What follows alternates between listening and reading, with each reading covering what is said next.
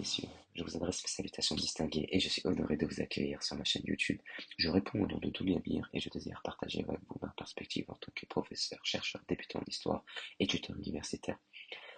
Aujourd'hui, nous allons voir ensemble comment préparer un mémoire de recherche en histoire, un exercice à la fois exigeant et passionnant qui constitue souvent une étape clé dans le parcours universitaire. Dans cette vidéo, nous allons avancer étape par étape, choisir son sujet, trouver un bon directeur de recherche, construire sa problématique, organiser son travail et développer une méthode efficace d'écriture. Tout commence bien sûr par le choix du sujet. Il est essentiel de choisir un thème qui vous intéresse réellement. Vous allez y consacrer plusieurs mois de recherche. Votre sujet doit être à la fois précis et suffisamment riche pour permettre une exploration historique sérieuse. N'hésitez pas à en discuter avec votre tuteur. Il vous aidera à cadrer votre vie, à éviter les sujets trop vastes ou au contraire trop étroits. Le bon sujet, c'est celui qui pose une question à laquelle vous aurez plaisir à chercher des réponses. En parallèle du choix du sujet, trouver un bon directeur de recherche est décisif. Votre directeur de mémoire ne se contente pas de corriger vos écrits, il est là pour vous accompagner, vous challenger et vous faire grandir intellectuellement. Un bon directeur vous oriente, vous pousse à aller plus loin, à clarifier votre pensée, à enrichir votre travail de référence solide. Choisissez quelqu'un avec qui vous pouvez dialoguer facilement, qui partage un intérêt pour votre sujet et qui saura vous encourager à donner le meilleur de vous-même. N'ayez pas peur de poser des questions dès le début et d'instaurer un rythme de travail régulier avec lui. Une fois le sujet trouvé et le directeur choisi, il faut passer à l'élaboration de la problématique.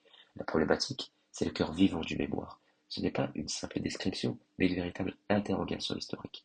Posez-vous les bonnes questions. Quel est l'enjeu de mon étude? Quelle hypothèse vais-je tester? Quelle méthode vais-je adopter pour y répondre? Une bonne problématique doit être précise, ouverte et structurante, orientant toute votre recherche dans une direction cohérente. Un mémoire réussi repose sur une organisation méthodique. Commencez par établir un calendrier réaliste. Fixez-vous des objectifs de lecture, de prise de notes et de rédaction. Par exemple, le fait d'écrire une page par jour, sachant qu'un mémoire peut aller de 40 jusqu'à 100 pages selon votre niveau de licence ou de master.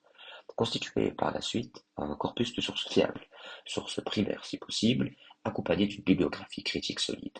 Utilisez des outils de gestion de références comme Zotero pour classer vos documents et éviter de vous perdre dans vos recherches. N'oubliez pas, mieux vaut avancer régulièrement que tout laisser au dernier moment.